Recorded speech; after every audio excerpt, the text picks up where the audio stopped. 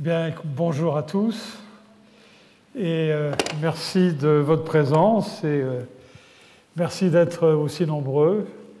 Je crois que le collège avait prévu une autre salle pour cette première séance et au dernier moment, on a été obligé de changer de plan et de retenir cet amphithéâtre qui est beaucoup plus grand. Donc vous voyez qu'il y a quelque chose comme une surprise. En tout cas, c'est très agréable de voir qu'il y a un intérêt pour ces questions de développement et de pauvreté dans le monde. Et j'espère donc ne pas décevoir vos attentes.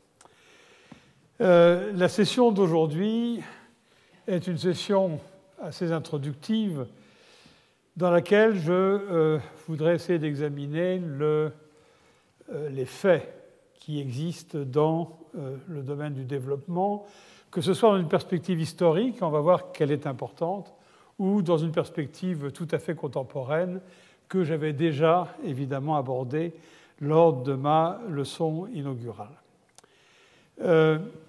Pour être plus précis, la motivation de cette séance, c'est vraiment de prendre la mesure du développement du monde, en même temps les progrès qui ont été accomplis depuis finalement le début du développement économique, et on verra dans un instant que dater ce début n'est pas toujours quelque chose de très facile, et prendre la mesure du développement dans le monde, bien entendu, en termes des défis auxquels on est confronté aujourd'hui.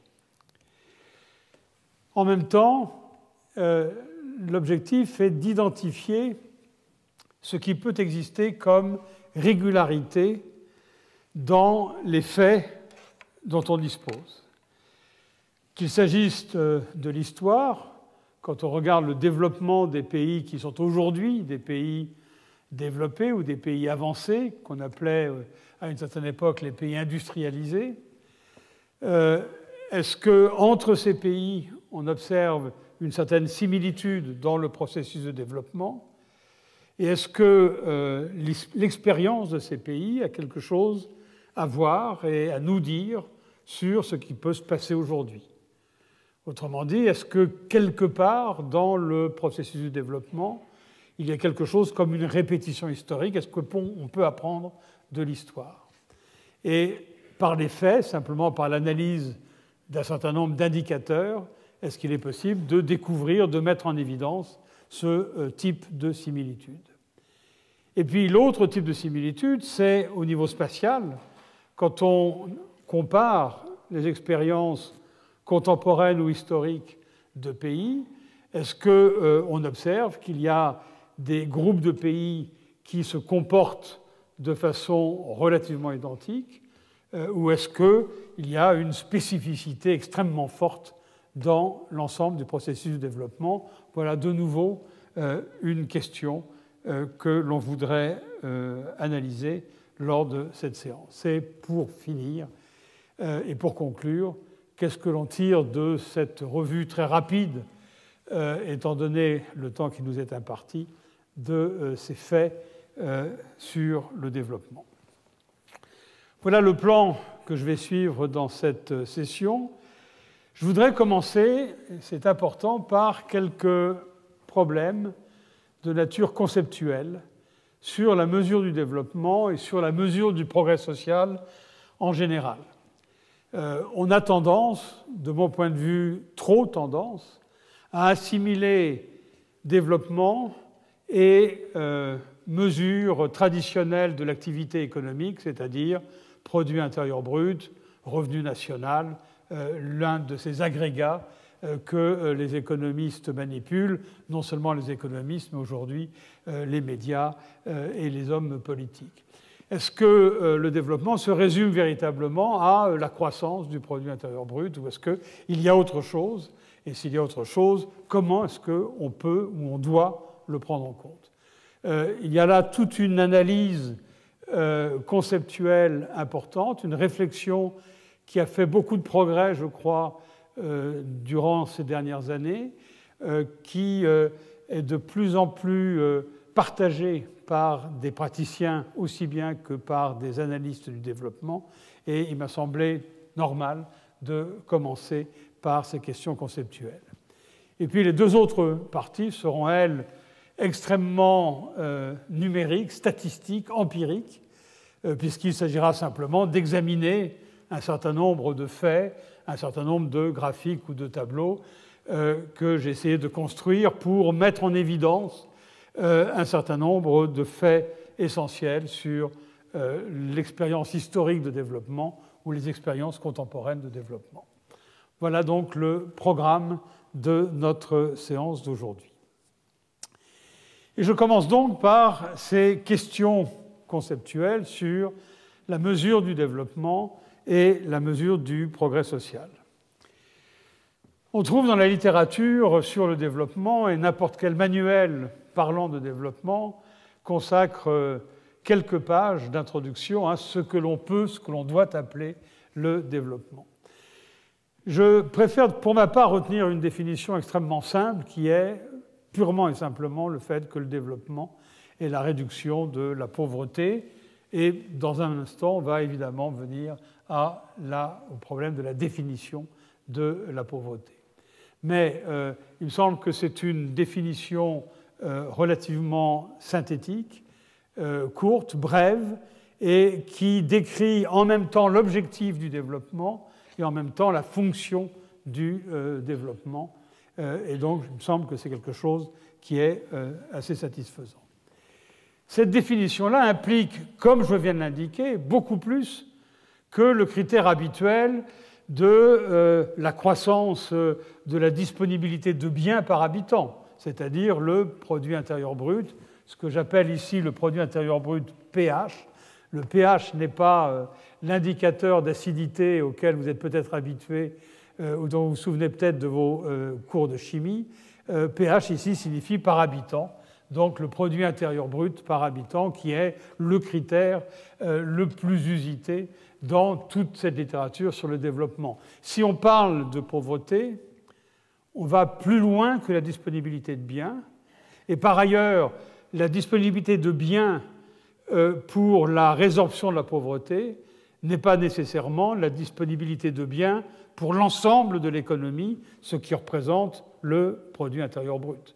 Il y a donc un double passage à faire quand on veut passer du produit intérieur brut à développement. D'un côté, l'ensemble du produit intérieur brut n'est pas distribué aux individus, aux ménages, aux consommateurs, et d'autre part, les consommateurs consomment des biens qui sont des biens non marchands et qu'il faut éventuellement prendre en compte. C'est le deuxième point, c'est les aspects non monétaires du bien-être, la santé, qui est évidemment une composante essentielle du bien-être et qui est un bien économique dans la mesure où les soins de santé sont distribués par des agents.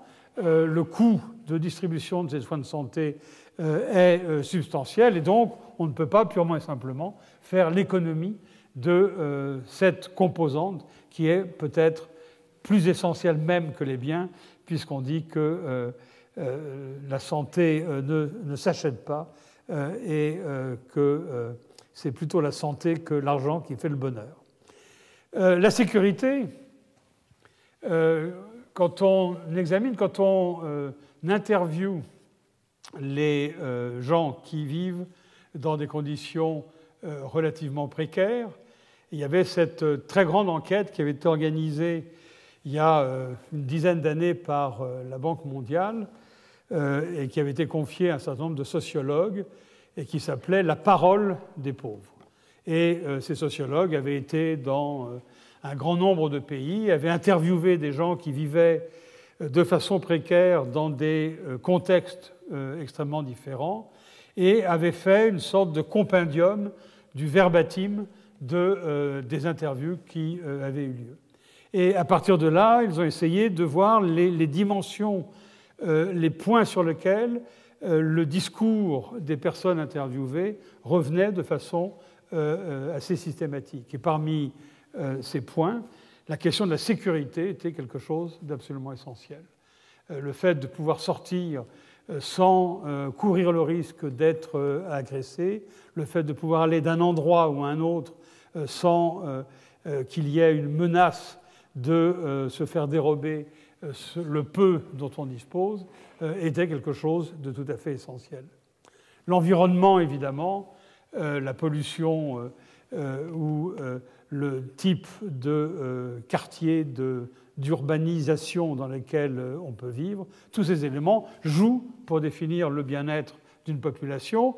Et ça n'est pas parce qu'on aurait une augmentation de la disponibilité de biens sans qu'il y ait en même temps une amélioration ou de la santé, ou de la sécurité, ou de l'environnement, ou d'autres facteurs sur lesquels on reviendra, qu'on pourra dire qu'il y a effectivement une augmentation du bien-être. Et puis, un autre critère qui a reçu beaucoup d'attention ces derniers temps, c'est ce critère de capacité qui est dû à Amartya Sen et qui définit la pauvreté ou l'antithèse de la pauvreté comme étant essentiellement la possibilité de vivre la vie que l'on désire. Amartya Sen a lancé cette idée de la capacité il y a déjà longtemps, c'était dans les années 80.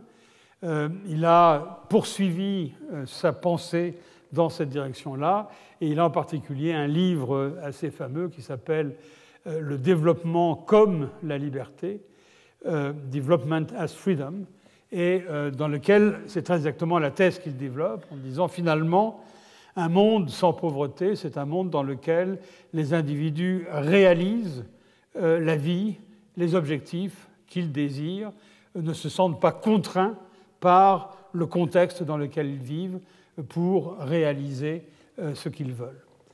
Et on voit bien que c'est une extension extrêmement forte du concept de pauvreté monétaire, mais en même temps, on voit bien que c'est une définition beaucoup plus large, peut-être beaucoup plus ambitieuse de l'objectif de nos sociétés.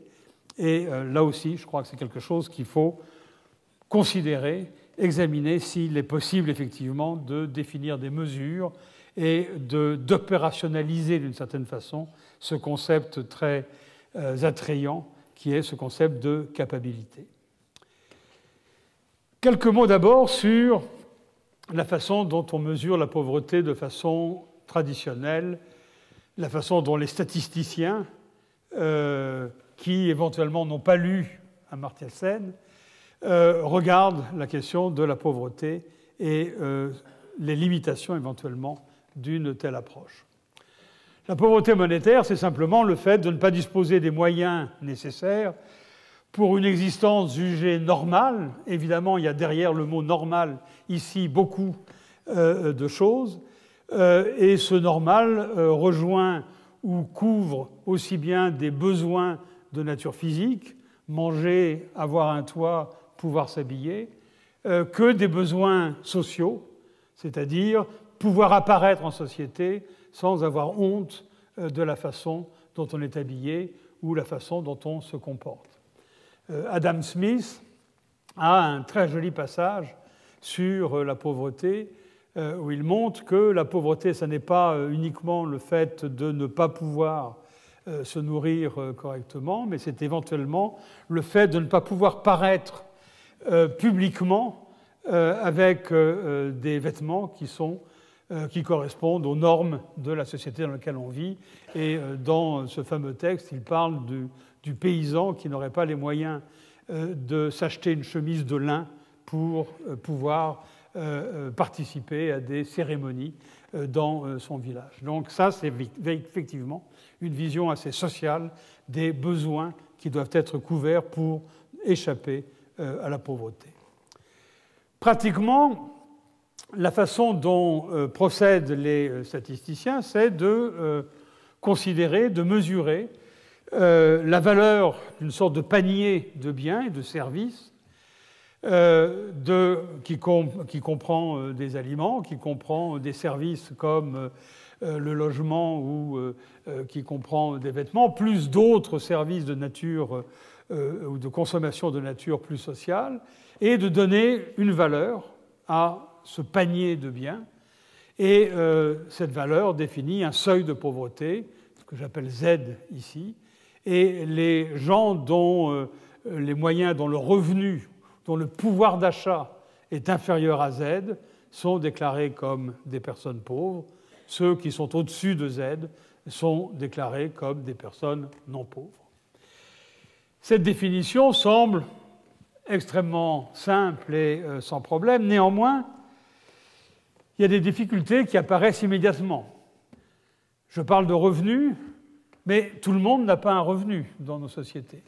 Il y a des personnes qui sont inactives, il y a des personnes qui sont dépendantes, c'est-à-dire qu'elles sont trop jeunes pour pouvoir travailler et se suffire à elles-mêmes, ou elles sont trop âgées pour pouvoir travailler et se suffire à elles-mêmes. Et donc, ces personnes ne disposent pas d'un revenu propre, d'un revenu autonome. Donc, comment doit-on analyser ça? On ne peut pas analyser le problème de la pauvreté sans regarder ce qui se passe au niveau du ménage, au niveau d'un groupe d'individus qui vit sous le même toit et qui partagent une grande partie de leur consommation, qu'il s'agisse de repas, qu'il s'agisse de biens communs comme les services d'une voiture, d'un appareil de télévision, évidemment le bien commun essentiel étant le toit sur une maison. Donc, il faut étendre ce concept de pouvoir d'achat au cas des individus qui composent un ménage. Et là, on rencontre une difficulté assez majeure, qui est de dire, mais comment se partage à l'intérieur du ménage le pouvoir d'achat disponible? L'hypothèse que font les statisticiens, c'est l'hypothèse de la facilité, de dire, on va supposer que le partage est parfaitement égalitaire. Si on a deux personnes, deux adultes qui vivent ensemble sous le même toit et qui disposent au total d'un certain revenu ou d'un certain pouvoir d'achat, on va supposer que ce pouvoir d'achat est partagé en deux et on va allouer à chacun des deux membres du couple la même somme. Et on va définir donc la pauvreté selon que, après division, le pouvoir d'achat par individu dans ce ménage est inférieur ou supérieur à Z. Plusieurs problèmes se posent à ce moment-là. Premièrement, il y a le fait que les gens n'ont pas nécessairement les mêmes besoins. Quand les deux personnes sont un adulte et un enfant, peut-être que l'enfant n'a pas exactement les mêmes besoins que l'adulte. Donc, est-ce qu'il ne faut pas définir une sorte d'échelle d'équivalence entre les besoins des adultes et les besoins des enfants? C'est quelque chose qui se fait, et il existe des échelles d'équivalence qui sont couramment utilisées par les statisticiens pour réaliser cette opération. Mais, de façon peut-être plus fondamentale, dans quelle mesure est-ce que le partage à l'intérieur d'un ménage se fait de façon égalitaire? Pourquoi ne pas considérer qu'il y a, à l'évidence, des relations de pouvoir à l'intérieur des ménages qui font que le partage n'est pas nécessairement égalitaire? Le problème de ça, c'est qu'on n'observe rien. Le ménage, pour nous, statisticiens, économistes et même dans une large mesure sociologues, sauf jusqu'à un certain point, le ménage est une sorte de boîte noire et on ne voit pas très très bien ce qui se passe à l'intérieur et on n'a pas les moyens d'aller mesurer exactement ce qui est consommé par l'un et ce qui est consommé par l'autre. Donc, on fait l'hypothèse qu'il y a une équirépartition à l'intérieur des ménages, mais évidemment, c'est une hypothèse qui est grossièrement simplificatrice. Et je peux vous en donner un exemple tout à fait évident. Quand on regarde en Inde, quand on fait des mesures anthropométriques sur les enfants, et en particulier on compare les petits garçons et les petites filles, on constate que les petites filles n'ont pas les mêmes performances anthropométriques en termes de taille et de poids que les petits garçons. Autrement dit, dans l'allocation de l'alimentation à l'intérieur du ménage, il y a une très nette discrimination à l'encontre des petites filles. Donc ça montre bien qu'on ne mesure pas, au moment où l'alimentation a lieu, on ne mesure pas ce qui se passe dans le ménage, mais ex post, a posteriori, on peut voir que quelque part, il y a eu une différence entre garçons et filles. Et cette différence entre petits garçons et petites filles, je n'ai pas besoin d'insister sur le fait que cette différence entre genres va se prolonger dans l'existence, sur le cycle vital, pendant un certain temps. Et cette discrimination ou cette différence peut être plus ou moins importante selon les sociétés et selon les cultures. Malheureusement, là encore, on n'a pas d'éléments directs qui nous permettent de juger de cette répartition. Donc, ceci signifie probablement que lorsque l'on examine, lorsqu'on mesure la pauvreté monétaire avec cette hypothèse d'équirépartition, on introduit des biais relativement importants, mais là encore, malheureusement, on n'a pas les moyens d'aller beaucoup plus loin et d'être beaucoup plus précis. Et pour certains aspects du développement, et j'y reviendrai tout à l'heure, à la limite, ceci importe peu, tant que la distribution à l'intérieur du ménage est relativement indépendante de ce qui peut se passer dans l'ensemble de l'économie, le problème n'est probablement pas un problème très sérieux, mais c'est certainement une question importante. Exemple de seuil de pauvreté. Eh bien, je vais commencer par l'exemple un peu paradoxal, qui est l'exemple de la France. En France, aujourd'hui, le seuil de pauvreté est égal à 912 € par ce qu'on appelle une unité de consommation, qui prend en compte ces échelles d'équivalence dont j'ai parlé tout à l'heure, et qui fait qu'un ménage de 2 personnes n'a pas besoin exactement de 2 fois le revenu d'un ménage d'une personne, parce qu'ils peuvent partager des biens communs, et le fait que les enfants n'ont pas les mêmes besoins que les adultes. Et ce 912 €, d'où est-ce qu'il vient? Eh bien, il est défini par, non pas en termes absolus, la valeur d'un panier de biens de consommation dont je parlais tout à l'heure, il est défini en termes relatifs comme étant 60% du pouvoir d'achat ou du revenu par unité de consommation, du niveau de vie médian dans la population. Médian voulant dire 50% de la population au-dessus, 50% de la population en dessous.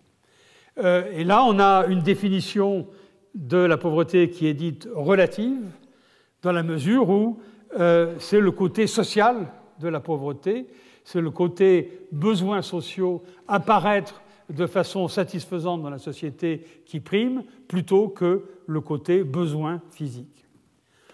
Au contraire, le seuil de pauvreté retenu par les Nations Unies pour mesurer la pauvreté dans le monde est égal à 1,25 $ par personne et par jour au prix des pays développés et au prix des pays développés en l'année 2005, qui a été la dernière année durant laquelle on a pu faire un relevé de prix permettant de faire des comparaisons de pouvoir d'achat entre pays.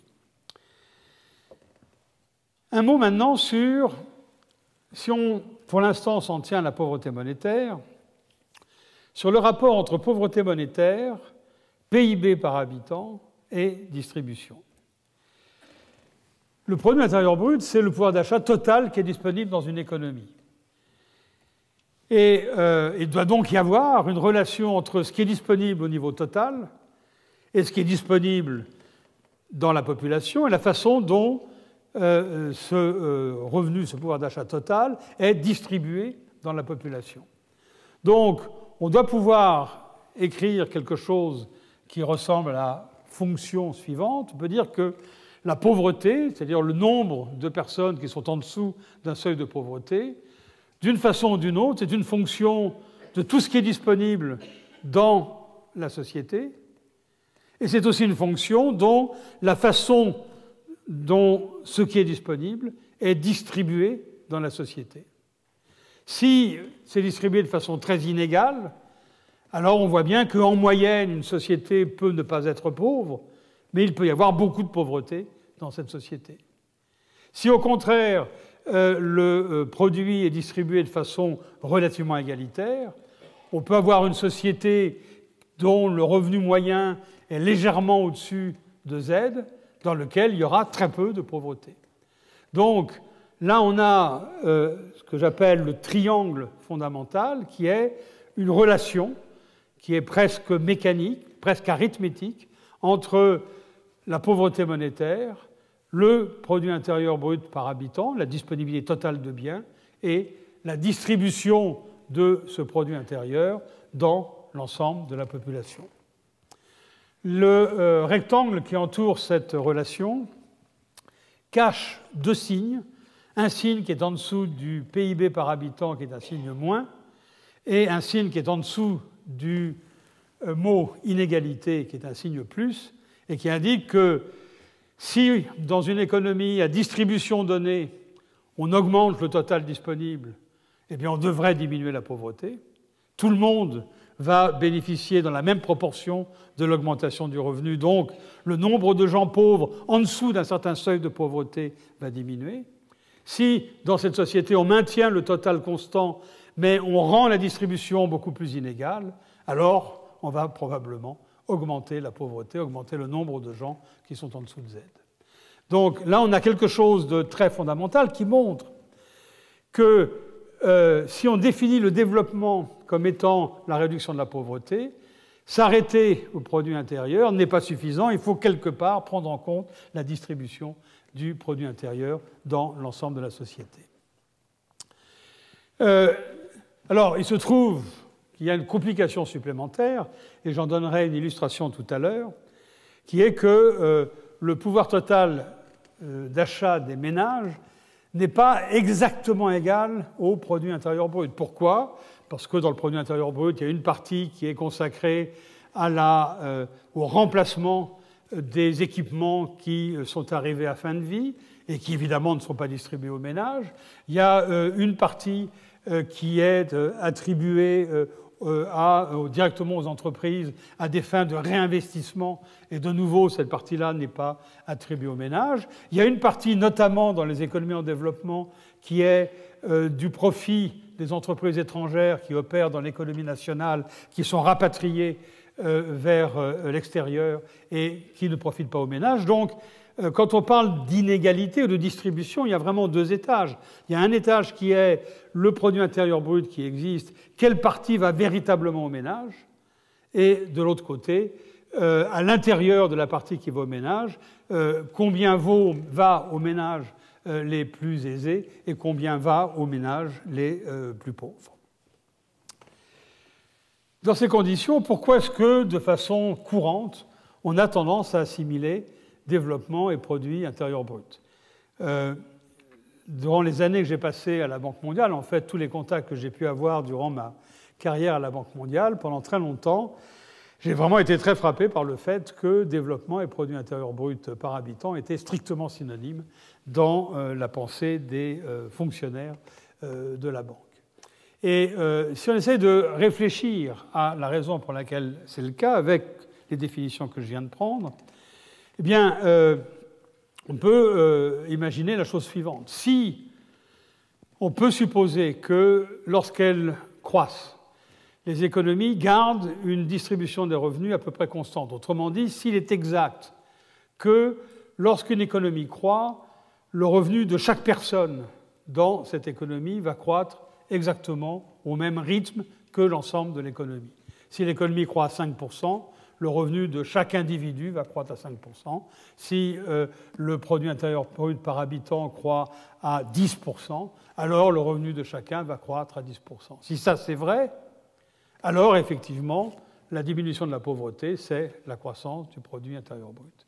Et d'une certaine façon, ce sont les hypothèses qui sont implicitement retenues pour faire cette analogie entre pauvreté et produit intérieur brut, ce que je note ici en disant que, en partant de ma fonction de base pauvreté, fonction du PIB, fonction de l'inégalité, si on prend la variation de la pauvreté en se disant l'inégalité change très très peu, à ce moment-là, la variation de la pauvreté, ça devient la variation du produit intérieur brut, d'où l'importance, d'où l'accent mis dans les analyses, dans l'analyse du développement et dans les politiques de développement sur le produit intérieur brut.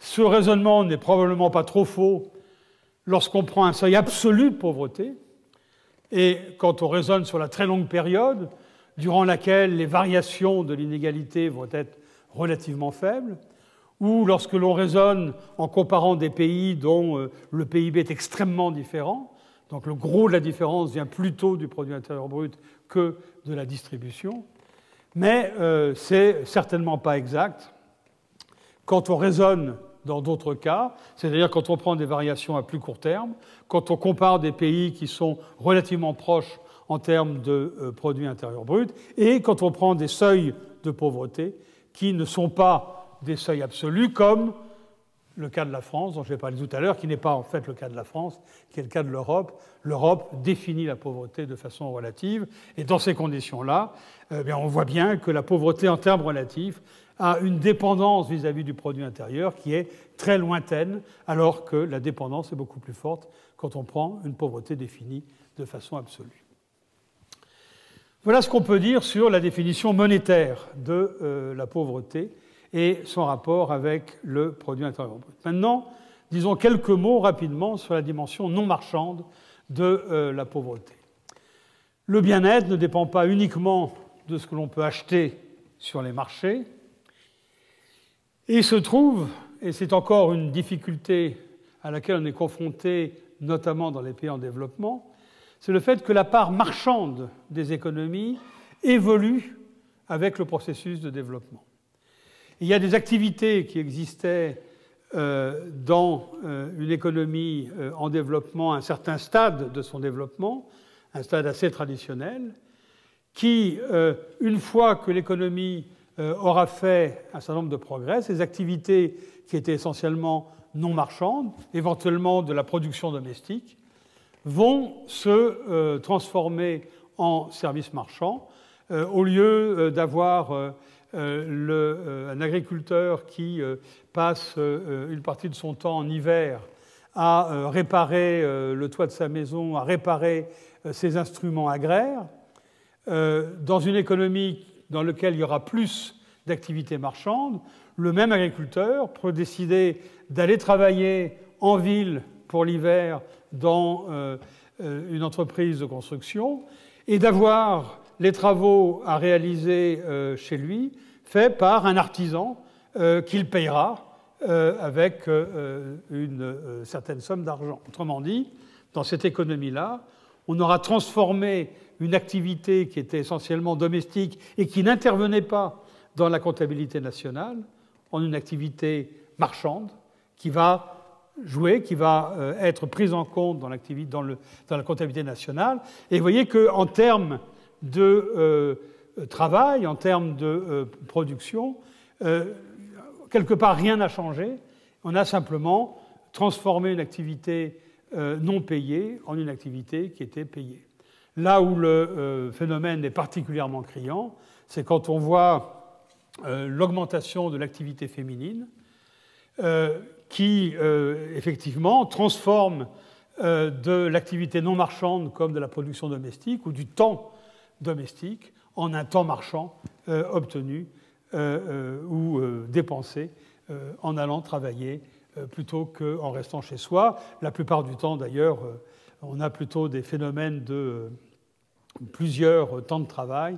Au lieu qu'il y ait une substitution entre le temps marchand et le temps non marchand, il y a plutôt une augmentation du temps total de travail en ajoutant le temps marchand au temps non marchand. Ici, on a donc un problème qui fait que la comptabilité nationale est souvent notre comptage purement marchand du pouvoir d'achat manque complètement cet aspect des choses. La pauvreté a donc d'autres dimensions qui sont difficiles à intégrer dans le seuil de pauvreté monétaire et ne sont pas présentes dans la mesure du PIB. Je vois là une sorte de typo, désolé pour ça. La question est de savoir comment est-ce qu'on doit prendre en compte des aspects aussi importants de la vie des gens que tous ces aspects non marchands. J'ai déjà parlé tout à l'heure de la santé, de la sécurité, de la collectivité de l'environnement, l'activité non marchande. Qu'est-ce qu'il faut faire avec l'inclusion sociale, en particulier le fait que certaines personnes ont accès à des emplois correctement rémunérés, ce que le Bureau international du travail appelle des emplois décents, alors que d'autres n'ont pas accès, et c'est ce qu'on peut appeler l'inclusion sociale. Comment est-ce qu'on doit prendre en compte ces éléments qui participent certainement du fait que certaines personnes n'ont pas les moyens qu'ils désireraient avoir. Alors, il y a beaucoup de tentatives ces dernières années de prendre en compte cette multidimensionnalité de la pauvreté. Il y a des gens qui ont établi des listes de critères, donc un nombre de critères relativement important, qui concernent aussi bien la consommation de biens matériels, la disponibilité de biens durables, qui concernent les activités sociales des gens, le nombre de relations qu'ont les gens, le nombre de contacts qu'ils peuvent avoir avec d'autres, et on mesure pour chacun de ces critères si une personne a accès ou non, est satisfaite ou non satisfaite, et puis on fait la somme des déprivations, c'est-à-dire des cas où elle n'est pas satisfaite, on dit voilà ce qu'est le critère de pauvreté. Vous voyez que là, on s'éloigne énormément du concept de pauvreté monétaire dont j'ai parlé tout à l'heure, et on est beaucoup plus maintenant dans un cadre de nature plus sociologique, et il n'est pas clair qu'au niveau agrégé, on ait les éléments qui nous permettent d'analyser ça. Une autre façon de procéder, c'est d'agréger les diverses dimensions en une sorte d'indice unique. C'est ce qui est fait en particulier par un indice qui a pas mal de succès, qui est l'indice de développement humain, qui a été mis au point par les Nations Unies dans le cadre de leur programme de développement des Nations Unies. Et cet indice de développement humain, c'est quelque chose de très simple. Il fait la somme du produit intérieur brut par habitant dans un pays, de l'espérance de vie dans ce pays, et du niveau d'éducation de la population dans ce pays. Alors évidemment, on n'ajoute pas des pesos d'un côté avec un nombre d'années de vie de l'autre et puis un nombre d'années de scolarité de le troisième. On normalise chacune de ces variables pour les rendre, pour leur donner une échelle entre 0 et 1, et à partir de là, on les additionne, et ça nous donne un indice composé qui, effectivement, modifie, pas de façon considérable, mais modifie de temps en temps, à la marge, un classement de pays qui serait uniquement basé sur le produit intérieur brut. Le problème de ce type d'agrégation, c'est qu'il y a 25 000 manières d'agréger. On pourrait choisir des poids qui ne soient pas des poids égaux pour les différentes dimensions. Et ce qu'on obtient à la fin n'est pas complètement satisfaisant, dans la mesure où si deux pays ont des indices de développement humain différents, on voudrait savoir d'où vient la différence. Donc on doit obligatoirement revenir à la composition de cet indice.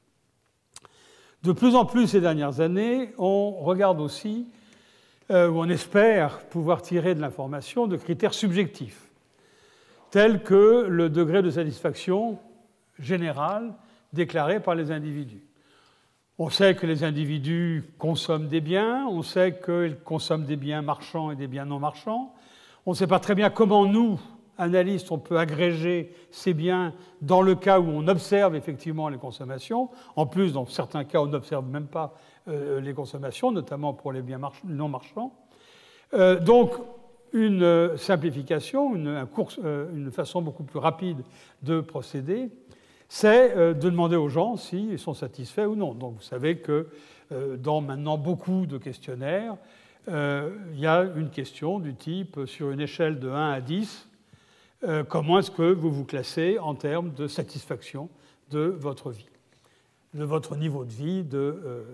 Donc 1, vous êtes extrêmement malheureux, rien ne va, et 10, vous êtes proche du nirvana, et on ne peut certainement pas vous rendre plus heureux que vous ne l'êtes aujourd'hui. Et il y a eu énormément d'études qui ont été faites pour voir s'il y avait un rapport entre ce type de satisfaction, le produit intérieur brut par habitant, c'est-à-dire la disponibilité générale de biens dans une économie, et puis éventuellement la pauvreté telle qu'elle peut être mesurée par des critères monétaires. Et on trouve des résultats qui sont relativement intéressants. Je vais vous donner tout à l'heure une illustration directe de ce type d'approche. Si on n'est pas satisfait, et je montrerai que même cette approche-là n'est pas très satisfaisante parce que justement elle est basée sur des critères parfaitement subjectifs qui font que Si un pays vient de gagner la Coupe du Monde de football, soudainement, la satisfaction augmente de façon considérable. Et on ne va pas dire que, fondamentalement, la pauvreté a diminué dans cette économie.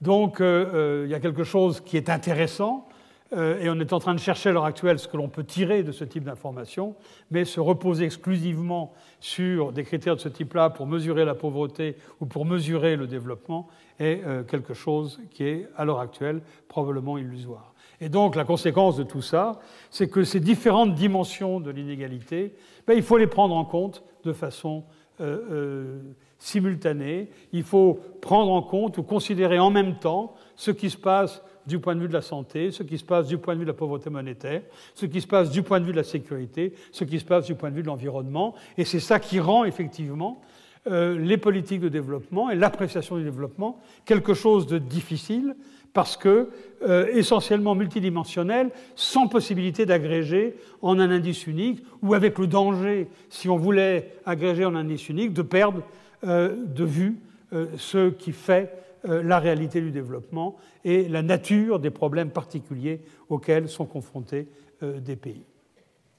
Alors, tout serait facile si on pouvait montrer que toutes les dimensions, toutes celles que j'ai citées, étaient toutes étroitement corrélées avec le produit intérieur brut. À ce moment-là, on dirait, bon, ben, très bien, c'est vrai qu'il y a la santé, c'est vrai qu'il y a l'environnement, c'est vrai qu'il y a la sécurité, mais comme de toute façon tout ça, ça s'améliore avec le produit intérieur, gardons le produit intérieur, ne parlons pas du reste. On verra que, en fait, ça n'est pas le cas. Ça n'est pas le cas. Il y a une autonomie dans le développement de la santé, il y a une autonomie dans le développement de l'éducation qui font qu'on ne peut pas purement et simplement considérer que ces dimensions non économiques, non monétaires, sont incluses d'une façon ou d'une autre dans le produit intérieur. Je suis assez court de temps, donc je vais peut-être accélérer la cadence.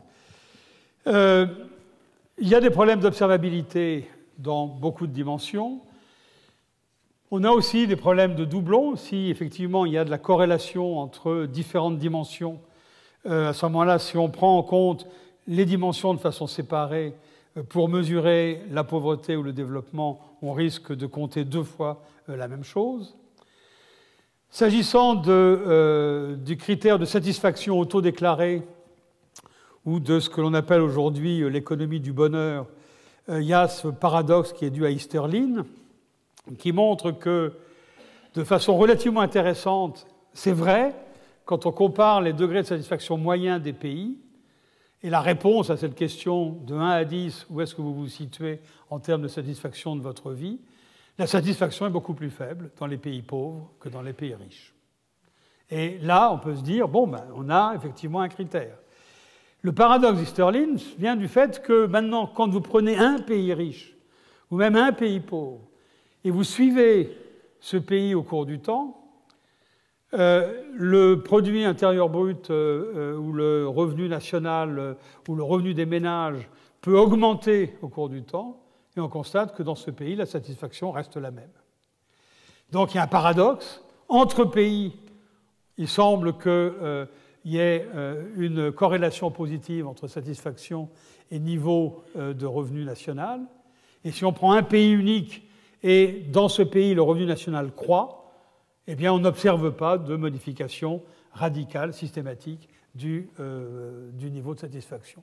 Donc, il y a quelque chose de très important quand on mesure des différences fortes de niveau de revenus, mais à partir du moment où les différences de revenus sont relativement faibles, comme c'est le cas dans un pays année après année, eh bien, ces indices de satisfaction ne sont plus très satisfaisants.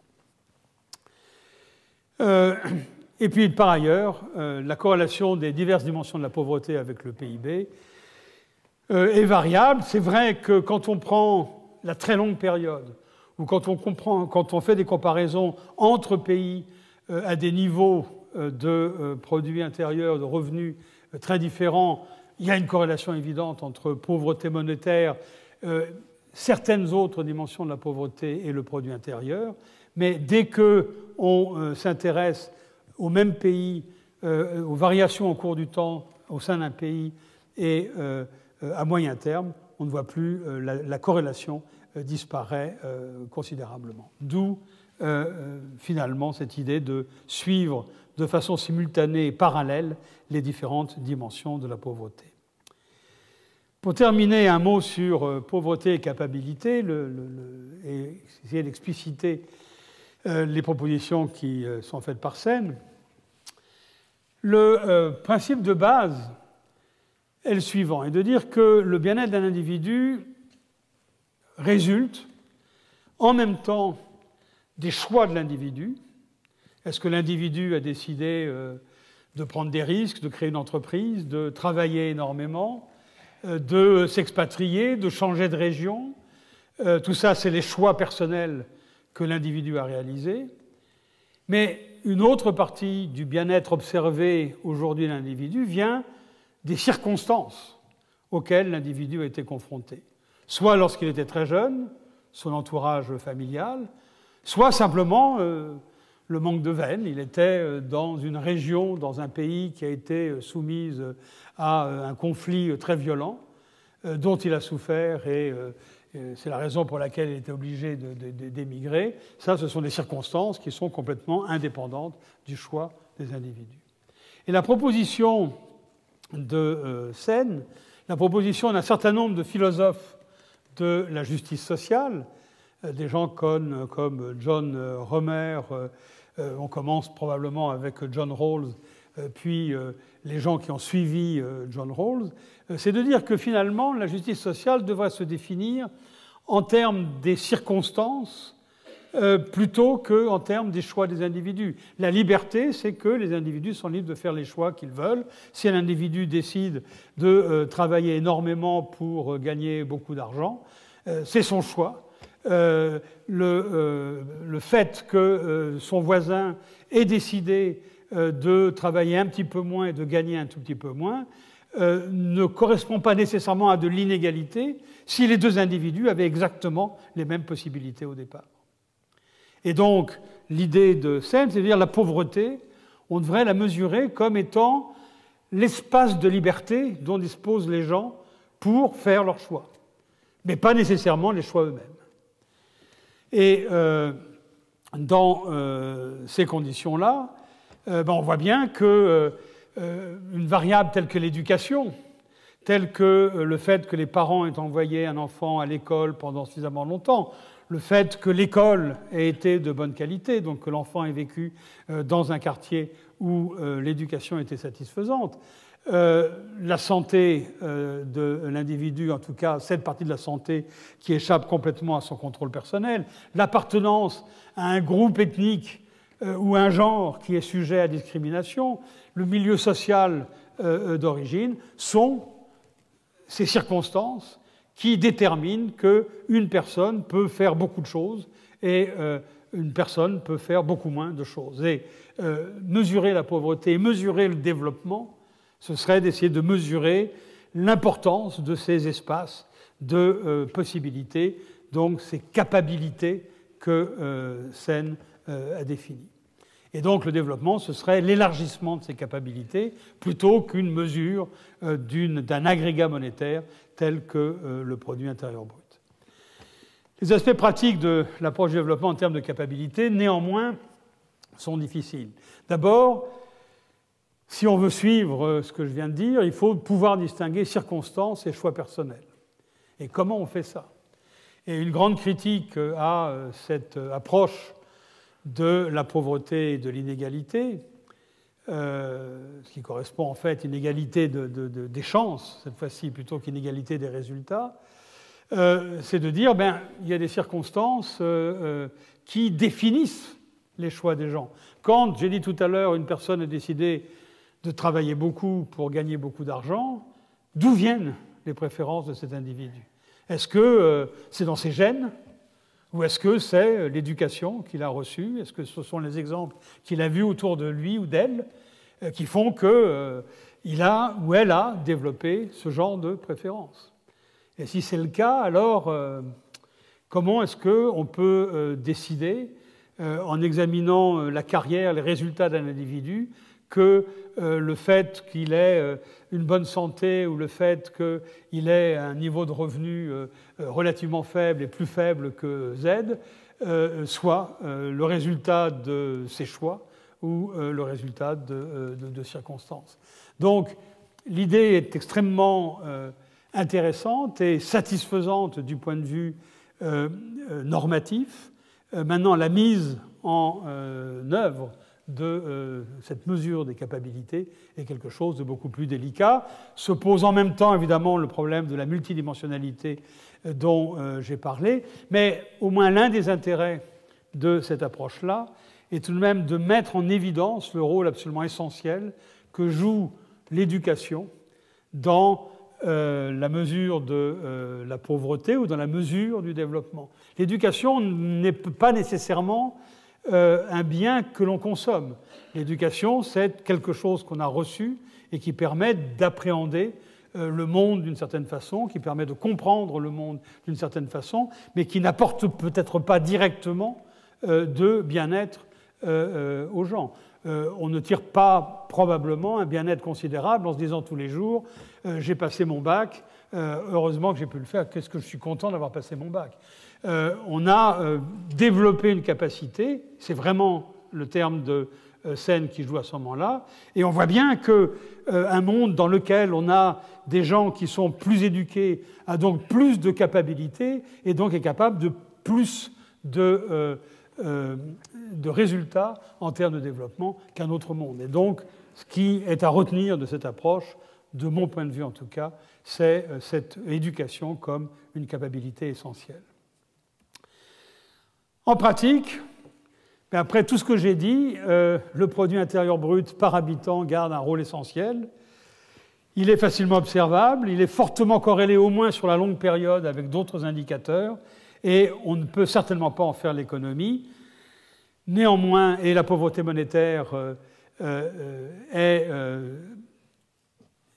un concept qui est préférable en termes de mesurabilité à tous les autres, et elle est relativement bien renseignée.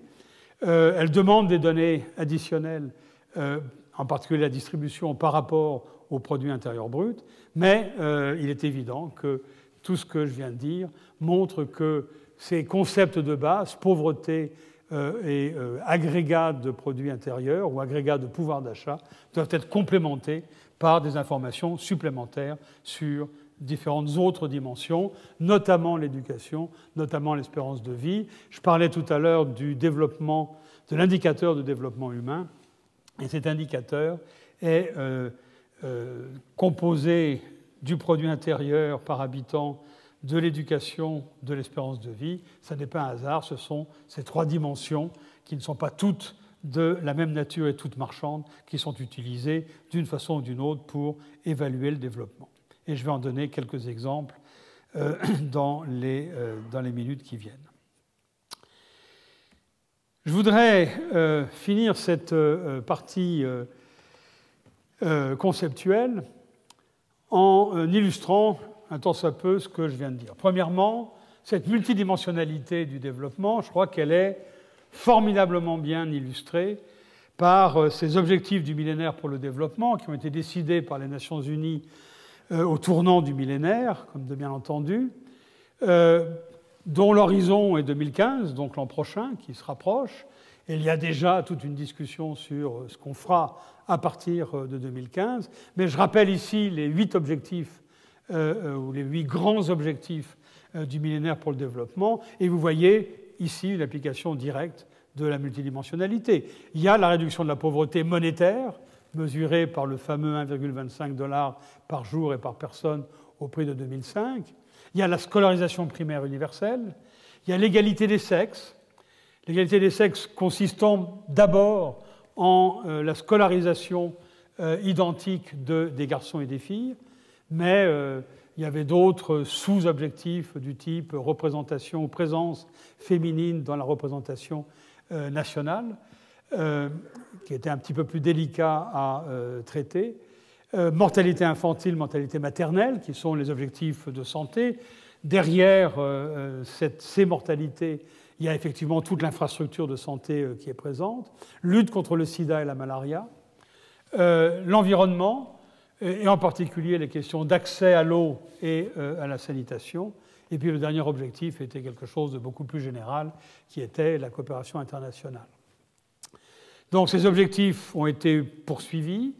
On a évalué, on peut évaluer ces différents objectifs, et c'est probablement l'un des intérêts de ces objectifs de donner une grille d'analyse des performances de développement. Et vous voyez que cette grille d'analyse va beaucoup plus loin que le produit intérieur brut, même si, derrière la réduction de la pauvreté monétaire, on va le voir dans un instant, le produit intérieur brut joue un rôle considérable. On est en train de discuter aujourd'hui de ce qui se passera après 2015. La plupart de ces objectifs seront probablement étendus ou élargis, et d'autres objectifs seront ajoutés, en particulier des objectifs qui auront trait beaucoup plus directement à la soutenabilité du développement, donc à des questions d'environnement, en particulier aux questions de changement climatique. La deuxième illustration que je voudrais vous donner, mais je me rends compte que ce graphique doit être peu lisible du fond de la salle, c'est une illustration sur le fameux indice de satisfaction, la fameuse économie du bonheur. Et c'est un graphique qui est souvent cité. Ce que vous avez sur ce graphique, en échelle horizontale, c'est le produit intérieur brut de différents pays, par habitant de différents pays. Et sur l'axe vertical, vous avez l'indice de satisfaction, qui est normé à 0 et qui est normalisé pour être comparable entre pays. Et chaque point sur ce graphique représente un pays. Alors, si j'ai... non, je ne crois pas avoir de laser. Non, je n'ai pas de laser me permettant de pointer différents pays. Mais si vous regardez ce... Alors, et la courbe qui est là, c'est la courbe qui approxime la relation entre les deux. Donc, vous voyez qu'il existe bien une relation entre produit intérieur et satisfaction, et que cette relation, elle est croissante, mais elle est concave. Donc, plus le produit intérieur augmente, et moins la satisfaction augmente vite. Et à la limite, si on extrapole et si on prend des pays qui auront dans le futur un produit par tête très supérieur à ceux qu'on observe aujourd'hui, tout en haut, on a les Pays-Bas, la Norvège, le Luxembourg et la Suisse. Quand ces pays auront peut-être 2 ou 3 fois ce qu'ils ont aujourd'hui, éventuellement, cette courbe deviendra parfaitement horizontale et donc il n'y aura plus de gains liés à la disponibilité de biens marchands. Plusieurs questions sont intéressantes, plusieurs points sont intéressants sur ce graphique. Alors d'abord, vous êtes peut-être curieux de savoir où se trouve la France. La France, elle est en haut, évidemment, vers la droite du graphique. C'est un pays riche. Mais la France est en dessous de la courbe noire, ce qui montre que la France est, par rapport aux autres pays, beaucoup moins heureuse que les autres avec le revenu dont nous disposons. Ça, c'est quelque chose qu'on sait. C'est peut-être dans les gènes nationaux. Cela étant, si on prend l'Allemagne est extraordinairement proche de la France, donc passer le Rhin ne permet pas de changer beaucoup les choses. L'Italie est même en dessous de la France, donc passer les Alpes ne change pas non plus énormément les choses. Ce qui est plus intéressant, c'est ces espèces de nuages qui sont dessinés avec des pointillés. Le grand nuage en haut à gauche correspond à l'Amérique latine. Donc on a des pays de revenus moyens et éventuellement de revenus faibles. Tout à gauche, vous avez le Guatemala, par exemple. On constate que, de façon générale, ces pays, bien qu'ils soient beaucoup plus pauvres que les pays développés, ont un niveau de satisfaction qui est très supérieur. Le Mexique, en particulier, est une sorte de champion de la satisfaction. Et on est beaucoup plus heureux au Mexique que dans pratiquement tous les pays européens, bien que le niveau de vie du Mexique soit à peu près 4 fois ou 5 fois inférieur à celui qu'on a dans les pays européens.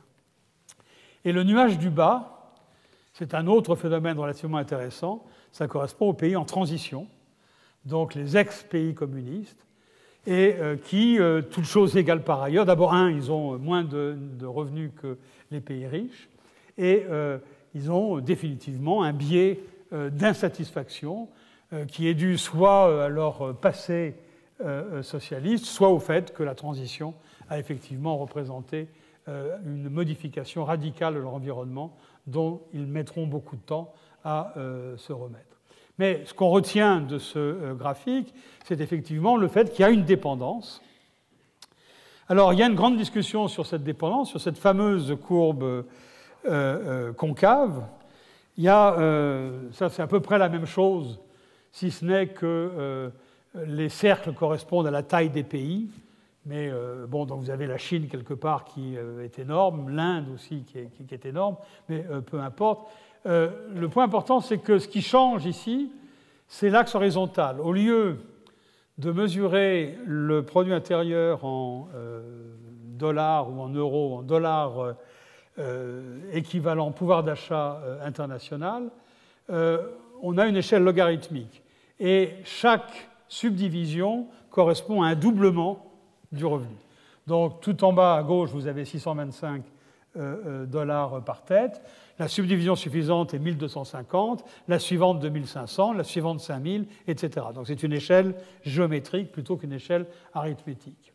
Et l'axe vertical est le même. Et ce que vous constatez là, c'est que la courbe devient droite. Ce qui signifie que ce qui compte, ce n'est pas tellement le niveau absolu et le fait qu'avec $1 ou €1 de plus, on va être plus heureux.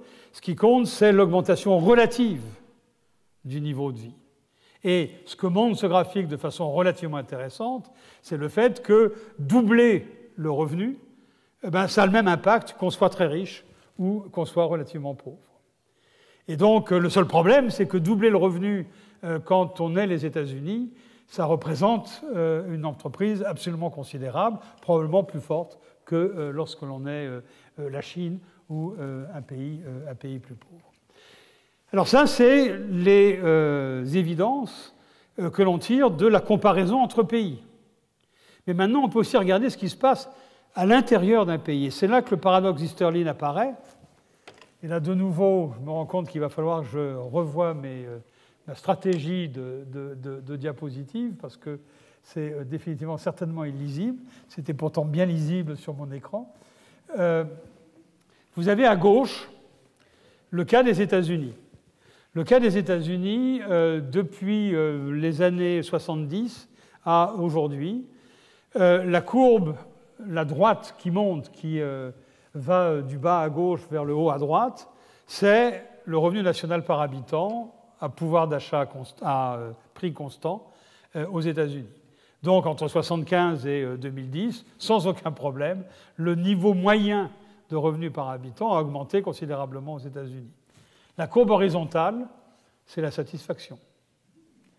Et donc on voit ici qu'aux États-Unis, il y a eu cette augmentation assez forte du produit intérieur ou du revenu national par habitant, qui ne s'est pas traduit par une augmentation de satisfaction. Qu'est-ce qui est derrière tout ça? Et là, il y a une question assez intéressante qui est de dire, oui, ce qu'on sait aussi dans le cas américain, c'est que cette augmentation du revenu national s'est accompagnée d'une très grande inégalité, et que cette inégalité, elle, peut correspondre à une grande partie de la population disant on n'est pas du tout satisfait parce que notre niveau de vie n'a pas du tout changé, et même dans certains cas, il s'est même détérioré. Donc, il faut aller beaucoup plus loin que ça, mais simplement dire qu'il y a équivalence entre satisfaction et produit intérieur est certainement quelque chose qui n'est pas satisfaisant. Par contre, les 4 graphiques de droite représentent ce qui se passe dans des pays émergents. On a l'Inde en haut à gauche, à droite on a l'Afrique du Sud, en bas le Mexique à gauche et en bas à droite la Chine. Et on observe que dans ces pays, ça n'est pas très fort, mais on observe que la tendance est plutôt croissante et lorsque le revenu national par habitant augmente, la satisfaction augmente, sauf dans le cas de la Chine, mais on a un nombre de points très limité et je ne suis pas du tout sûr de la significativité statistique de ce résultat. En tout cas, là, il y a quelque chose qui illustre bien le fait que se reposer sur ces mesures subjectives, qui est quelque chose de relativement tentant, n'est pas quelque chose de vraiment convaincant. Ma dernière illustration, c'est pour montrer la difficulté d'aller de la notion de produit intérieur à la notion de pauvreté, les problèmes purement statistiques que ça peut poser. Il y a eu, il y a quelques années, à la fin des années 90, un énorme débat, au début des années 2000, un énorme débat en Inde sur la diminution de la pauvreté.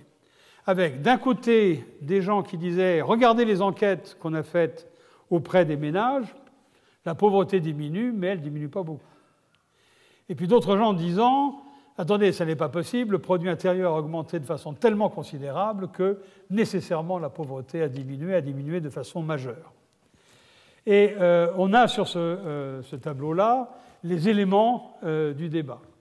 Quand on prend le produit intérieur brut par habitant au prix international de 2005, et on prend comme année de base 1983, pour lequel on retient la valeur 100, on voit que de 83 à 87 à 93 à 2004, on a une croissance en particulier incroyablement rapide de 93 à 2004. Et 93, c'est une année charnière dans le cas de l'Inde, c'est une année où l'Inde décide d'ouvrir son économie, non seulement au reste du monde, mais aussi de libéraliser une économie qui, depuis la colonie, était extraordinairement régulée. La deuxième ligne que vous avez correspond aux résultats qu'on obtient à partir des enquêtes qui sont réalisées auprès des ménages. Donc on va voir les ménages et, dans le cas de l'Inde, on leur pose des questions sur leurs dépenses de consommation. On leur dit, la semaine dernière ou le mois dernier, combien est-ce que vous avez dépensé? Et on leur donne des petits carnets et ils notent qu'ils ont dépensé tant en aliments, tant en vêtements, tant en transport, etc., etc. On fait la somme et on regarde en moyenne comment a évolué la consommation des ménages. Avec la même mesure monétaire, le pouvoir d'achat international constant de 2005, on va de 100 à 125 au lieu d'aller de 100 à 214. La différence est évidemment colossale. Si vous mesurez la pauvreté avec l'idée que le revenu a été de 100 à 214, vous allez obtenir une diminution de la pauvreté qui est énorme. Et si vous mesurez la pauvreté en disant en moyenne on a été de 100 à 125, le résultat ne va pas être très très fort. Vous avez en bas les calculs qui ont été réalisés par la Banque mondiale après avoir essayé de rectifier un certain nombre de problèmes qu'il y avait dans les enquêtes. Et la Banque mondiale trouve effectivement qu'il y a une diminution de la pauvreté qui est forte, mais qui n'est peut-être pas aussi forte que ce qui correspondrait à un doublement du revenu indien.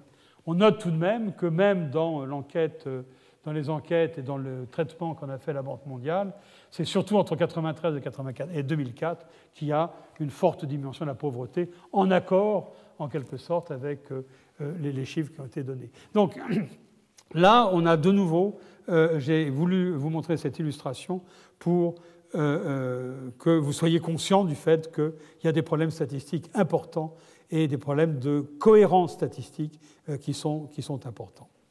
Alors là, j'ai un problème majeur qui est le suivant. Au départ, j'ai cru que ces sessions avaient une durée de 2 heures. J'ai donc préparé quelque chose sur la base de 2 heures. Alors, je ne vais pas vous tenir 2 heures, mais d'un autre côté, je me sens frustré, et je sens que vous serez frustré si je m'arrête là simplement parce qu'on a dépassé notre temps. Donc je pense que certains d'entre vous ont d'autres obligations et ils sont bienvenus et de quitter la salle s'ils le désirent, mais je voudrais essayer de continuer pendant un petit quart d'heure pour au moins m'approcher de mon deuxième point et je serai capable la prochaine fois de reprendre les derniers points de cette présentation et de les mettre bout à bout avec ce que je veux dire à propos de la croissance la fois prochaine. Donc, je voudrais, pour terminer, dire quelques mots à propos du développement dans le monde, en prenant une perspective historique de 1820 à 1992, ou même, vous allez voir, de temps en temps sur une période plus longue, parce qu'il me semble qu'on a des choses à apprendre de cette perspective historique qu'on a souvent tendance à oublier, et cette perspective est souvent très, très, très fascinante. Et je viendrai la fois prochaine plus directement sur le cas des contemporains, et encore une fois en faisant la liaison directe entre le thème de la semaine prochaine, qui est la croissance, ou les mystères de la croissance, et l'expérience contemporaine. Mais pour terminer le sens d'aujourd'hui, quelques mots sur cette perspective historique, qui va simplement être une suite de quelques graphiques que je trouve personnellement extrêmement parlants. Alors, le titre de ce graphique, ou le titre de cette diapositive, nous dit la très longue période, un décollage en 2 temps, 1820-1913, 1950 jusqu'à aujourd'hui. Alors, si vous arrivez à lire le titre du graphique lui-même, ou si vous arrivez à lire même l'échelle horizontale de ce graphique, vous allez voir qu'on ne commence pas ce graphique en 1820, on le commence en 1500. Ces données viennent d'un historien économiste qui est décédé maintenant il y a quelques années, qui s'appelait Angus Madison, qui a passé sa vie à reconstituer des chiffres de produits intérieurs, de revenus national, de population pour l'ensemble de la planète. Et il a un livre dans lequel ces statistiques commencent à l'année 1 de notre ère. Alors j'ai supprimé l'année 1, on commence en 1500, et attention, l'axe vertical est de nouveau un axe un petit peu bizarre, c'est un axe logarithmique de nouveau, dans lequel chaque subdivision correspond à un doublement. Donc quand vous passez de l'axe horizontal sur lequel on a 0 à la ligne horizontale suivante, vous multipliez par 2. Vous passez à la ligne suivante, vous avez multiplié de nouveau par 2, vous avez donc une augmentation totale de 4. À la ligne suivante, vous avez encore multiplié par 2, vous avez donc 8, etc. etc. Le point 0, c'est un point de départ. On considère que toutes ces séries-là valaient 1 en 1500, et on regarde donc la multiplication de ces différentes séries au cours du temps, entre 1500 sur le dernier demi-millénaire. La courbe bleue correspond à la population, et on a une population qui croît au départ extrêmement lentement. Vous voyez que, grosso modo, pour doubler la population, qui était en 1500 proche, un petit peu supérieure à 1 million d'habitants sur la Terre, pour la doubler, il a fallu pratiquement 250 ans. Et puis, cette croissance s'accélère. Pour la doubler à nouveau, on le fait en 50 ans. Et ça s'accélère encore, et pour doubler la population, on le fait en 30 ans. Donc ça montre une espèce d'accélération tout à fait extraordinaire du processus de développement démographique dans le monde, et le fait que ce processus démarre en fait relativement vite. La courbe marron correspond au PIB mondial, donc la totalité de la production, et la courbe verte correspond au PIB par habitant, c'est-à-dire la courbe marron divisée par la courbe bleue, puisqu'on a des logarithmes, ce serait plutôt moins la courbe bleue. Et on observe cette fois-ci qu'au lieu d'avoir une multiplication par 16 de la population mondiale entre 1500 et 2000, quand on prend le PIB mondial total, on a une multiplication qui a lieu par un facteur de 138. Ça, c'est au niveau total. Donc c'est quelque chose d'absolument considérable, et vous constatez que l'accélération se fait vraiment en 2 temps. Il y a un premier temps qui est véritablement la révolution industrielle, donc il commence vers le milieu du graphique, vers 1800, 1820, et on voit que la pente de la courbe marron tend à augmenter, on a une sorte de convexité de la courbe. On a un temps d'arrêt. Le temps d'arrêt, vous pouvez deviner que c'est en fait les guerres et la Grande Dépression. Et puis, après le temps d'arrêt, on a un nouveau démarrage, cette fois-ci à peu près au même rythme que celui qu'on avait durant la période 1820-1913 au niveau mondial, peut-être un petit peu plus forte, la pente est éventuellement un petit peu plus forte. Donc on a vraiment un double décollage dans l'économie mondiale, la révolution industrielle et ce qui vient avec, et ensuite le développement contemporain, mais qu'il faut certainement mettre dans la ligne de la révolution industrielle. Ce qui est intéressant aussi, c'est de voir que, à l'opposé de ce qui se dit souvent, la période qui a précédé la révolution industrielle n'est pas une période très inactive. Vous voyez que la Renaissance est tout de même une période durant laquelle il y a une certaine croissance, alors que si on avait pris cette courbe entre l'année 1 et l'année 1500, on aurait eu une pente encore beaucoup, beaucoup plus faible que celle que l'on a là. Donc la croissance économique, le développement économique a son origine dans cette période de la Renaissance. Et puis on a tout ce que j'ai dit à propos de la courbe marron s'applique à la courbe verte du produit par habitant. Là aussi, le progrès est quand même fulgurant. Depuis 1500, on voit que le produit intérieur a été le revenu moyen par habitant à pouvoir d'achat constant dans le monde a été multiplié par quelque chose comme 13 ou 14, ce qui est absolument considérable. Ici, on a la différence entre le monde en développement et le monde développé. Pas exactement le monde développé, pas exactement ces deux définitions-là. La courbe qui est tout en la courbe du milieu reste le monde et c'est le produit intérieur par habitant, c'est la même que celle qu'on avait tout à l'heure, qui aboutit à ce 6,5 6500 dollars par tête au prix de 1990 dans le cas des chiffres de Madison. La courbe du haut correspond aux innovateurs précoces, c'est-à-dire essentiellement l'Europe occidentale et les rejets de l'Europe occidentale ailleurs dans le monde, c'est-à-dire les États-Unis, le Canada, l'Australie, en particulier la Nouvelle-Zélande. Et on voit qu'effectivement, une grande partie du progrès est due essentiellement à ces innovateurs précoces. On voit en particulier que le reste du monde accélère avec un retard important vis-à-vis des innovateurs précoces.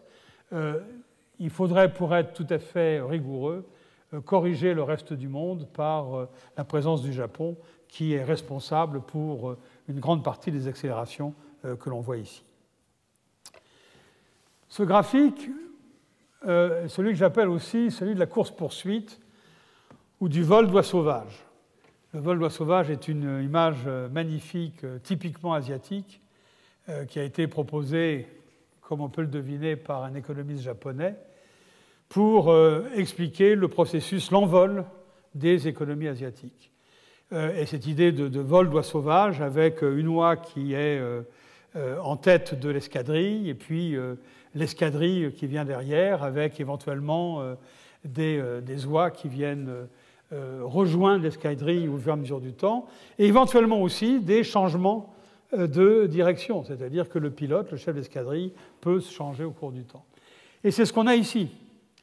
On peut aussi parler, l'autre analogie plus triviale, moins poétique, serait le Tour de France, et les échappées d'une étape et le peloton. Donc vous voyez ici le développement depuis le début de la révolution industrielle, 1820. La courbe rouge, c'est le Royaume-Uni. Le Royaume-Uni qui démarre, qui croît. Alors cette fois-ci, l'axe vertical est arithmétique, donc il n'y a pas de problème de lecture. Donc il commence à croître plus vite que les autres. La courbe en vert, c'est les États-Unis. Et on voit qu'il y a un doublement. Les États-Unis remplacent le Royaume-Uni comme l'oie sauvage de tête au tournant du XXe siècle. Et ensuite croissent beaucoup plus vite que les autres. On voit l'Europe continentale qui, au départ, a un retard qui est la courbe brune, marron, qui a au départ un retard par rapport aux autres et puis qui, pratiquement au lendemain de la guerre, rentre dans un processus de rattrapage extrêmement rapide. On a le Japon, qui est la courbe rose, et qui lui aussi démarre extrêmement tard, mais a une croissance très très forte et double même et la Grande-Bretagne et les autres pays d'Europe continentale.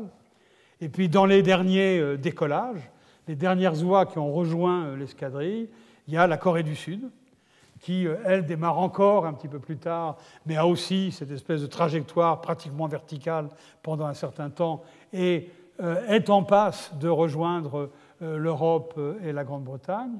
Et puis tout en bas, on a éventuellement des oies qui sont en train, peut-être encore en train de prendre leur envol à partir du sol. On a la Chine, qui est dans une couleur bleue un peu délavée, bleu lavande, et dont on voit que soudainement il y a un décalage par rapport à son trend initial. Et puis tout en dessous, on a l'Inde où le décollage est encore moins rapide. Et ce qui est intéressant et ce qui est important dans ce graphique-là, c'est de voir que finalement ce développement mondial, c'est une succession de décollages de pays particuliers ou éventuellement de régions particulières et de rattrapage de ceux qui se trouvent en tête. L'Afrique n'apparaît pas dans ce graphique, elle est extrêmement basse et elle est tout à fait plate et donc on ne la fait pas apparaître. L'Amérique latine est la courbe en bleu. L'Amérique latine a cette particularité qu'elle suit à peu près l'évolution de l'économie mondiale, mais là non plus, il y a une petite accélération en fin de parcours, mais il n'y a pas grand-chose par rapport aux pays les plus dynamiques. Et je crois qu'il y a à apprendre de ce graphique sur la logique et sur les mécanismes, le séquençage du développement économique et cette espèce de passage de relais qui peut exister d'un pays à un autre. Parce que ce graphique, parce que ce tableau est lui aussi probablement mal adapté à la taille de cet amphithéâtre, je vais en parler relativement peu. C'est un tableau dans lequel, justement, on essaye de mettre ensemble les indicateurs de pauvreté que sont le produit intérieur brut par habitant, la pauvreté monétaire elle-même, l'éducation et l'espérance de vie. Et ça, c'est au niveau mondial. Beaucoup de ces statistiques sont tirées d'un article ancien que j'avais écrit avec Christian Morisson il y a déjà une bonne dizaine d'années. Et la partie droite est une actualisation de ces données. Elle n'est pas complètement comparable aux précédentes parce que les statistiques, bien entendu, sur la période récente sont bien meilleures que ce que l'on peut obtenir ou trouver sur la période historique. Mais quelques mots sur ce graphique et je m'arrêterai là. Premièrement, la ligne du haut voit l'évolution du produit intérieur brut par habitant.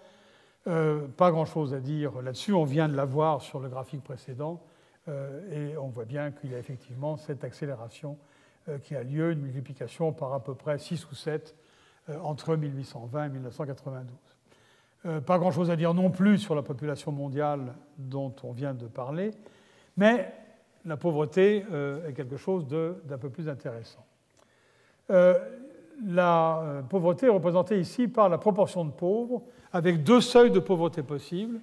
Un seuil qui est le $1 par personne et par jour au prix de 90, qui après, au prix de 2005, s'était transformé en 1,25 $. Il y a certaines difficultés à opérer ces ajustements monétaires quand on change d'année de base, mais c'est la même chose que le 1,25 dont je parlais tout à l'heure.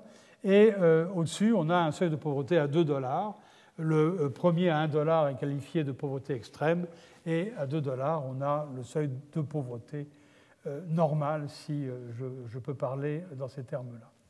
Et ce qu'il y a de remarquable dans ces chiffres qui sont ici, c'est que les chiffres de 1992 correspondent à la réalité, correspondent à ce qu'on mesure aujourd'hui ou ce qu'on mesurait en 1992.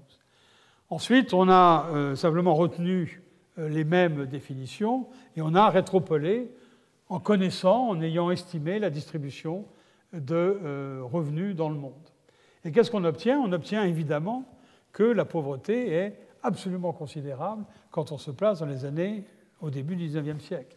Si vous pouvez lire la troisième et quatrième ligne et la première colonne correspondant à 1820, vous verrez que le seuil de pauvreté à 2 $ était à 94% de la population mondiale en 1820, et le seuil à 1 $ était de 84% de l'ensemble de la population mondiale. Ce sont des chiffres qui sont absolument astronomiques quand on les regarde avec les yeux d'aujourd'hui. Et ce sont aussi des chiffres qui justifient, qui laissent penser qu'une définition en termes absolus de la pauvreté pose des problèmes. Parce qu'il est probable que si Gallup ou d'autres institutions de sondage avaient, en 1820, fait des sondages à Paris, à Londres ou ailleurs sur la pauvreté des gens, il est assez peu probable, je pense, qu'on aurait trouvé 84% des gens nous disant nous sommes pauvres et nous sommes pauvres et malheureux. Donc il y a bien une dimension sociale dans la pauvreté qui apparaît de façon très claire quand on se contente de projeter ou de prolonger ou de rétropoler les chiffres absolus dont on dispose aujourd'hui. Et il me semble qu'il y a quelque chose qui doit faire réfléchir sur ces chiffres-là. Les deux lignes en noir qui suivent, c'est le nombre de personnes qui sont pauvres dans la population. Et de nouveau, il y a un phénomène extrêmement intéressant là, qui est le fait que lorsque vous lisez le tableau de gauche à droite, vous voyez que la proportion de pauvres a énormément diminué. La pauvreté extrême est passée de 84% en 1820 à 24% en 1992. La diminution est absolument considérable. Mais si vous prenez le nombre de pauvres, alors la croissance démographique fait son œuvre et le nombre de pauvres augmente. Et le nombre de pauvres qui était d'un peu moins de 900 millions en 1820 est supérieur à 1 milliard, 1,3 milliard exactement, en 1992. Donc on a cette espèce de lutte entre le progrès économique qui fait que le revenu moyen augmentant, la pauvreté, la proportion de gens qui sont pauvres diminue, mais comme la population augmente de façon considérable, on voit que le nombre absolu de pauvres continue d'augmenter. Et si vous pouvez lire ce qui se passe à droite de la courbe rouge, vous verrez qu'il y a une sorte de discontinuité dans la pauvreté qui est essentiellement due au fait qu'on a changé les indices de parité de pouvoir d'achat pour faire des comparaisons internationales de pouvoir d'achat. Et ça a eu un impact important sur les mesures de pauvreté. Seules les tendances sont intéressantes ou sont importantes plutôt que le chiffre absolu. La ligne suivante correspond à l'éducation. Et là aussi, vous pouvez voir le changement radical. On est passé d'une population mondiale dans laquelle le nombre moyen d'années de scolarité pour la population âgée de 15 à 64 ans, non plus de 15 ans, pardon, était de 1,2 année d'années de scolarisation. On est passé en 1992 à 6,4, et cette fois-ci, les chiffres suivants sont tout à fait corrects. On est passé à un peu plus de 7 années de scolarité aujourd'hui dans le monde. Donc il y a un progrès qui est définitivement extrêmement important. Et par ailleurs, si vous cherchez à relier ce progrès à l'évolution du produit intérieur, vous verrez qu'il y a une certaine indépendance entre l'augmentation de l'éducation d'un côté et celle du produit intérieur de l'autre. Donc, quand j'ai parlé tout à l'heure de dimensions différentes de la pauvreté et du développement, qui étaient le revenu national marchand et la pauvreté, l'éducation d'un autre, là on peut prendre conscience du fait que cette évolution a certainement une certaine autonomie. Et il en va de même d'ailleurs de l'espérance de vie. En moyenne, pour l'ensemble du monde, l'espérance de vie était de 26 années et demie en 1820. Ce qu'il faut voir, c'est que derrière ces espérances de vie, c'est l'espérance de vie à la naissance. Et pour être parfaitement rigoureux, il faudrait faire une distinction entre espérance de vie à la naissance et espérance de vie un tout petit peu plus tard dans le temps, parce que ce qui crée une évolution très rapide, c'est la baisse de la mortalité infantile. Et c'est à cause de ça qu'on a une évolution aussi forte. Si on prenait l'espérance de vie à partir de 5 ans, on aurait une évolution qui serait beaucoup moins forte que celle qu'on observe aujourd'hui. Mais de nouveau, on a des progrès qui sont très importants. Ce qu'il y a de aussi complètement remarquable, c'est de voir que ces progrès sont très localisés dans le temps. Le gros des progrès, quand vous prenez cette dernière ligne qui est ici, en 1929, l'espérance de vie était de 38 années et demie. En 1950, elle est passée à 50 années. Et en 1970, à 59 ans. Après, l'évolution est beaucoup plus lente. Donc, en l'espace d'une trentaine ou une quarantaine d'années, on a un véritable bond qui s'effectue sur l'espérance de vie. Et là encore, ça n'est pas quelque chose qui correspond à un bond tout à fait extraordinaire dans le niveau de revenu national ou dans le produit intérieur. Ce qui montre que là aussi, il y a une sorte d'autonomie, d'indépendance de la santé mesurée par l'espérance de vie, et que mélanger purement et simplement produit intérieur et espérance de vie n'est quelque chose qui n'est pas correct. Je ne veux pas du tout dire qu'il y a indépendance entre les deux. Il est évident que vivre mieux, c'est en même temps vivre plus longtemps, et vivre plus longtemps a un impact sur le comportement des individus, qui lui-même peut affecter la croissance du produit intérieur, mais ce sont des relations qui sont relativement indirectes. Et donc, il me semble que ce tableau résume assez bien les différentes dimensions du développement et de la pauvreté, les évolutions remarquables qui ont eu lieu au cours de la période historique, le fait que, en se souvenant du premier graphique qu'on a vu, la croissance contemporaine est aussi quelque chose d'extraordinairement rapide. Elle concerne cette fois-ci beaucoup plus les pays émergents et les pays en développement que les innovateurs précoces, c'est-à-dire l'Europe occidentale et ses ex-colonies du côté ouest de la planète. Mais ce processus d'accélération de la croissance du monde en développement, ses caractéristiques, c'est ce qui sera le thème de la prochaine séance, donc la semaine prochaine, dans laquelle je promets que j'essaierai de tenir dans les délais d'1 heure. Excusez-moi pour aujourd'hui et merci.